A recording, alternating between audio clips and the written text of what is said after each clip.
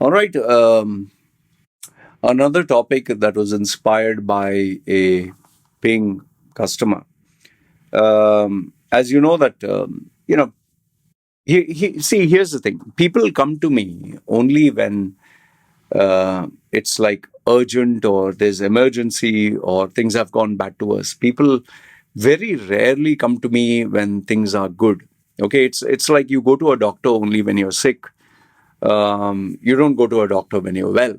Okay, so in the same way, people come to me when nothing is working out or they have gotten themselves into some kind of trouble or problem that nobody is able to help them out, or they have a problem which they cannot share with anyone due to the sensitivity of the nature. And given the fact that I'm tattooed and controversial, they know that I will never share this information with anyone. Okay, so this particular guy who booked my service, I can't give you this exact story because, right, they are actually going through legal issues and problems right now. But all I can tell you is he is not in a very good place where business is concerned. Okay. He's in Dubai. He's in Dubai. He's a businessman. So I shared with him a couple of not only incidents, stories, and real life this thing so that he could get some insight. I also had to tell him what he was doing wrong and where, how he could get out of it. What are the possible avenues or solutions? Okay, which I guess very few people offer sometimes. Anyway, so I'm going to share with you some of the things that I told him, which I think would really help you. Okay. See, first things first, understand this much. Nobody gets into a new venture, a new relationship, marriage, business, or decides to enroll for a college or migrates to a new country with with the belief that I will fail, that I'm going to lose all my money, or I'm making the biggest mistake of my life. Nobody does that. When you open up a business, you're opening up with the hope that my business is going to work. If not very well, if I'm not going to make millions and billions, at least I can take care of myself. If you get into marriage, you're not looking at, oh, one day I will get divorced and she'll sue me for millions and destroy my life and take me to court. No, you think that I'm getting married, our marriage will work, we will be, if not the perfect married life, at least happy together. So anything people do, even migration, when people migrate, they're not migrating to live hand to mouth and suffer. They are migrating so that the country that they left, they will at least have a better life. Okay, so people, always have a positive mindset. But the problem here is they tend to be biased towards their chances of success. They tend to ignore their own flaws and they tend to oversee or turn a blind eye towards the red flags. And here are 5 instances where people, you know, had this same problem. Number one is when something is too good to be true. Okay, this is a real life incident. The guy that I knew, young chap, he had the support of his father, and he was very brave, very smart, extremely intelligent, had traveled the world. So he was exposed to markets, products, and services that people like you and me would not have access to. Like, for example, business trip to China, and there he would get to see Chinese products and Chinese vendors and Chinese manufacturers. He would go to Hong Kong. He would go to all these places where they were selling really dirt cheap. And, using the business sense that he had, if he would get something, let's say, for $100 and there was a demand and there was no other competitor, obviously he can sell for $200. So he can make a good profit. Obviously, you have to deduct the expenses. So one after another, he kept taking these risks. He didn't have any particular brand that he was like. He was not selling an Apple or Samsung. He was selling these other products that OEM, other what is called other equipment manufacturer. So let's say he would earphones or headphones. He would, he would check the quality and he'd find these features, and then he would slap on his logo, his company logo, and sell it. So that way, he did a lot of products, even laptops for children, gaming gadgets and all that. He was my client in the sense that he would always ask me, what did I think of this marketing gimmick, or what did I think of this new product, or what are the chances? And see, in my case, I have to be cautious. I can't blow smoke up your ass and tell you, yeah, go ahead. I'll always take the role of being like the bearer of bad news. Like, listen, be careful. So uh, one particular in one particular deal, see, the bigger the uh, risks, the bigger the reward. That means you have to take bigger risks for bigger reward. He happened to get this guy who has been supplying him for years by this time, and he told him about laptops, electronic gadgets, tablets. He had a variety of brands. It was not just Samsung or Lenovo, whatever. And these were primarily not like brand new. They were second-hand, or they were window display pieces, but they would recheck it, make sure, and they would put their company stamp. So he was a trustworthy guy. However, this particular deal, see, when you're selling second-hand, the margins tend to be very competitive, okay, depending on whether you purchased for a very low price. But now this guy from China had purchased already for a low price. Uh, he put his effort and work, refurbished it, made it better, and then obviously he slaps on his margin. So he asked him if he was interested to buy. He gave him a good deal. But then, his business sense took over and he decided, okay, what if I buy for example, a complete container, a full container filled with all this? And obviously, that guy wanted to sell, he didn't want to keep the stock, sell. Cash is king. So he offered him, if generally he offers him, let's say, I'm giving you an example, 10% profit margin. He bought it, negotiated to 5%. He tried to squeeze him down to, like a 3% margin. They went back and forth, back and forth. But then he said, okay, then you need to take more than a ship container. I'm just giving an example.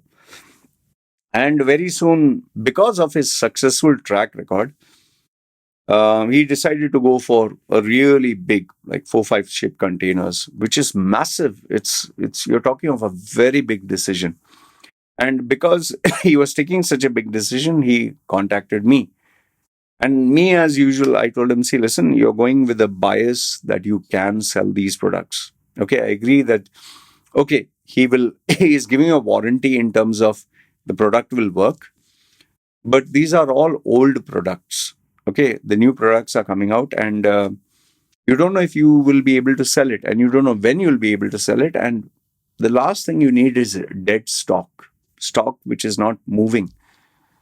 But you know what happens when someone has decided and made up their mind, and they feel that they're getting a deal that is too good to be true. And so he went back to that guy and negotiated. I'll buy right now. If you give me 3% right now, everything I will buy. And so that Chinese guy thought about it, and given the fact that that Chinese guy is much more older, he's like in his 60s, he said, fine, but you have to wire the cash. Deal was done, signed, and lo and behold, shipment came. The first problem that he faced was after the shipment came, now you have to first store all this stuff. Where will you store it? You have to store it in some place, right? So you can store only so much in your shop, you can store only so much in your house, but then you need to, buy space to store it. Second is, when you buy space to store it, you can't store it in heat or it'll get destroyed. It has to be, air conditioning has to be there. It has to be clean. It has to be well insulated, fireproof. And then obviously you need to spend money to get security because robbery. He had not planned all this out. I know you might be like, are you kidding me? Trust me, sometimes you overlook a lot of things. And he was, I don't know, for some reason, he didn't consider how many pieces, like in total, he knew, for example, 1,000 pieces or whatever. But thinking 1,000 and seeing 1,000 is two different things. All the pieces were professionally packed and sticker and everything. But now you need to sell it, right? Where are the buyers?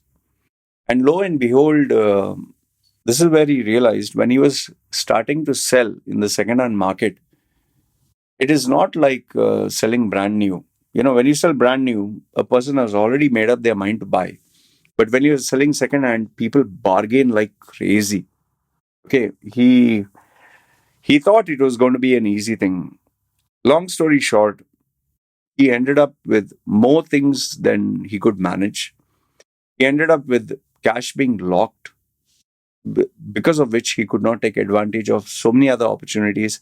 And to his bad luck, new products were launched, and they had cut down the pricing, to survive in the market. And then obviously you have sale 50% off, 20% off, or whatever, or you can buy, buy now, pay later. And to this date, it has been a couple of now, months or years. Is still not able to move those products. And the longer it stays, especially electronics, the more the value depreciates. It has been, I think, roughly 2 years or so. Now he's really in danger. Now he can't even sell at the margins that he thought he could. And remember, even if he sells, he purchased at 3% profit margin, maybe he can put 4% and sell it. But then, the expense of storing, the expense of maintaining things, and obviously if someone buys from you, they will ask you for warranty, and big mistake. And now he's stuck with the product. Now he cannot take advantage, he cannot expand, and he has to get rid of this. So it's not that he has shut down his shop, it's just that he's stuck with millions of dollars worth of equipment, of products. It's not moving. And that is one of the worst things that you can ever do, is have dead stock. So number one, don't overestimate your ability, and don't think if something is too good to be true, there is generally a case. See, the Chinese guy, very smart, cash is king. He got the liquidity. This guy is stuck with products, no liquidity. So that's bad. Anyway, second one, like I told you, when people get into marriage, everything is hunky dory, happy, happy. So this guy got himself a partner, and once again, people generally, they don't take my advice, or they don't come to me when things are good. They come to me when things are bad. But this guy approached me before he would sign the dotted line. I asked him, who's your partner? The partner turned out to be someone very rich, very powerful, very influential, very connected. And this is where I kind of, even though I'm an atheist, I told him this biblical saying that says, the more powerful the king is, the more powerful, the more closer you get, the more dangerous it is for you, because maybe one day he's in a fit of a temper and he will strike you down. So I told him, see, listen, when you're going into partnership, go with someone with your level, at your level, with your hunger, with your goals, with your priorities. Don't go with someone who is far, far, far ahead of you, that you cannot control, that you cannot tell him, that you cannot call the shots, because tomorrow he will have you by the balls. He will just tell you, like, I'm going to withdraw everything. What are you going to do? He was like, no, law, he has enough and more money. He doesn't care. So if you have already made up your mind, okay, fine. I've given you the drawbacks. So what happened into this one was, after he invested, what he realized is he is putting 100%. And being a partner, he is expected to put 100%. But this guy, because he has, maybe another 10, 20 other businesses, he doesn't have to worry. He's not stressed out. He doesn't even have to put the effort. This guy was under the assumption that because this guy is rich, successful, He has who's who. He will bring him clients. He will bring him business. He was expecting so many things because of his contacts, connections, reach. He invested. He's supposed to be a working partner. He comes just sometimes, does the little things and goes. And now this guy, his 100% is into the business, and he cannot survive with the bare minimum. This guy can survive because he has another 10, 20. Now he doesn't know what to do. He can't buy him out because he doesn't have that kind of money. And now he's stuck. So he has to put 100%. This guy's putting 10%. And when the profits come, they have to go equally. It is killing him. So now what to do? Stuck, right? Number three is this is what happens when you take someone that you know from many years. I've always made this principle. I always told people never do business with family members. And I'll not get into too many details with this, but whether it's your in-law, whether it's your brother-in-law, father-in-law, whether it is your relative, just don't invest with your relative. Because, as it is at the workplace, you can have your tension, you can have your stress, you can have your drama. But if he is related to you, when you come back home, the stories also come back. You will talk to your spouse, he will talk to his spouse, you will talk to your relatives, he'll talk to his relatives, then they will spread the stories. And it's become such an ugly thing. This guy came to me only when it was bad to us, that now the families are literally broken apart. And it has come to a point where they are threatening each other to take each other to court. Imagine a family that was so close. They're going to take each other to court. And I told him, see, listen, do whatever it takes. Don't go to the court, because in the end, everybody will be a loser in this. So negotiations are still going on. And I told him, if possible, get a mediator. Even if you have to take a little bit of a loss, take it, end it, don't have the ego, move on your own separate ways. But one thing is, the damage has been done, and the family, once upon a time, so close. It's, it's terrible. Yeah. It's so sad, because he showed me photographs of them celebrating these moments together, and now they just don't want to see each other's face. Imagine, you can't tolerate the person, but you have to meet each other in the office. Point number four is this is especially in Dubai. I've told people time in and again, if you get a government contract, boss, if you don't have the capacity to take the loss, don't take the government contract, because you cannot bend the arm, you cannot twist the arm, you cannot threaten them, you cannot take them to court. This guy got a very big contract from the government. Okay, the profit margins were bad, but it was very prestigious. It's related to, the construction of prestigious towers. He got into it. He bragged about it because, it's prestigious to be related, with the Sheikh's project. And he got good credit facility. He got good products from good suppliers, known brands. And he supplied the product to the government. Well, guess what? Due date payment, for example, due date was January, or no, sorry, due date was December.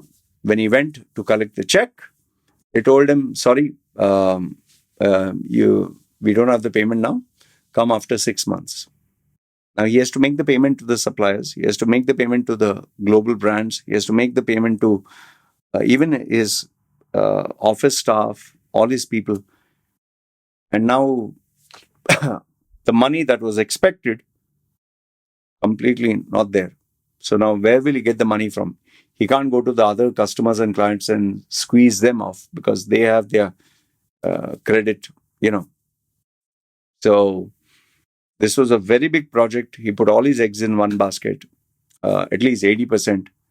Now he's stuck. Now after 6 months, I asked him, if they don't pay you after 6 months, he's like, Loy, I'll have to shut down. He's actually thinking of maybe bankruptcy, or he'll have to run away. It's that bad. I told him, don't do any of this sort. Try to figure out through some of your contacts and connections how you can negate this loss. and at least get other projects so that money is flowing in. Very stressed out. It's very stressful, yeah. Especially when you have to pay money to people. It's not a good place to be. He's losing sleep, he's losing his health. And last, if not the least, the biggest headache of all is when you have a customer or a client or someone you trust and they don't keep their word, they are at fault. Okay. And then they end up taking you to court because, you're trying to squeeze them with, you know, ridiculous claims. And because I've always told you this in my channel and I've told people, don't take it legal, especially in Dubai.